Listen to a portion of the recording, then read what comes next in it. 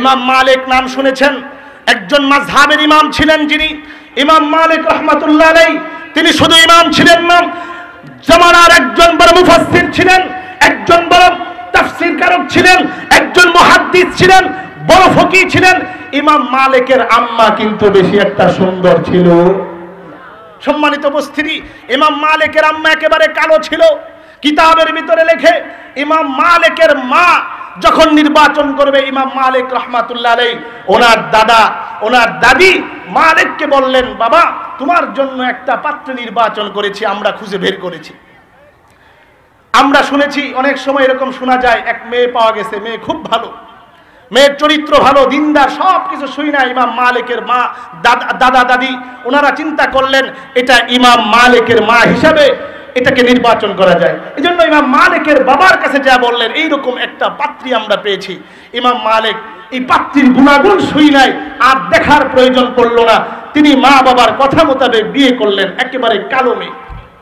কিতাবের ভিতরে লেখে ইমাম মালিক রাহমাতুল্লাহ আলাইহির বাবা যখন তার ভাসর ঘর হলো, বাসর ঘরে যখন এই স্ত্রী আসলেন, আসার পরে সর্বপ্রথম যখন তিনি ঘুমটা খুললেন, এই নববধূকে দেখেই ইমাম মালিকের মেজাজ খারাপ। কিরে, এত গুণগুণ শুনলাম কিন্তু চেহারায় তো কোনো মিল পাওয়া যাইতেছে না, এত কালো এই স্ত্রী আমি নিব না।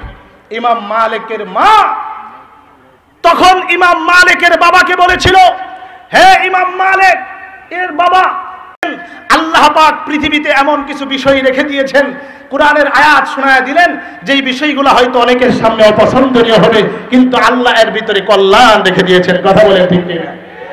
ইমাম মালিকের মা ইমাম মালিকের বাবাকে বুঝাইলেন যে দেখেন হয়তো কল্যাণ আছে।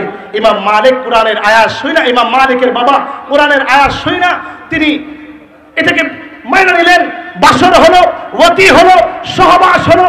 এরপরে সকাল যখন হলো, সকালের আলো যখন ফুটলো, সকালের আলোতে যখন ইমাম মালিকের বাবা ইমাম মালিকের মাকে দেখলেন, দেখে সর্বনাশ, এতক্ষণ তো ওর গুণাগুণ দেখা একে মানা গেছিল, কিন্তু এর চেহারা যেই পরিমাণ কালো, এই গুণাগুণের সাথে কোনো মিল নাই, এই মহিলা নিয়ে আমি সংসার করব না। ইমাম মালিকের বাবা ইমাম মালিকের মাকে রেখে রাগ করে নিজের সেই ঘর থেকে বিদায় হয়েছিলেন। 1-2 দিনের জন্য না, প্রায় 18-19 বছর পর্যন্ত ইমাম মালিকের বাবা ইমাম মালিকের মায়ের সাথে আর সংসার করেন নাই, নিরুদ্দেশ হয়ে গিয়েছিলেন। কিতাবের ভিতরে লেখে 19 বছর পর যখন ইমাম মালিকের বাবা আবার তিনি নিজের গ্রামে আসলেন, এসে যখন তিনি মসজিদে নামাজ পড়তে গেলেন, গিয়ে দেখেন মসজিদে যিনি ইমামতি করতেছেন এত সুদর্শন যুবক, এত সুন্দর চেহারা বলা যুবক, যার ইমামতিতে মসজিদে শত শতরা হাজার হাজার মানুষ ইমামতিতে মুসল্লি হিসাবে দাঁড়িয়ে গেছে। ইমাম মালিকের বাবা তিনি চিনেন না এই নওজোয়ানকে। নামাজ শেষ হয়ে গেল, ইমাম মালিক রাহমাতুল্লাহ আলাইহি তিনি নামাজ শেষে বসে গেলেন। যিনি যেখানে বসলেই হাজার হাজার ছাত্ররা তার কাছে হাদিস শোনার জন্য এসে যায়। হুজুর আসলেই আমি নেমে যাবো, হুজুর আমি দেখলে আমি উঠে যাবো, হুজুর আসার আগ পর্যন্ত আমি আছি ইনশাআল্লাহ। সম্মানিত উপস্থিতি, কষ্ট হচ্ছে আপনাদের?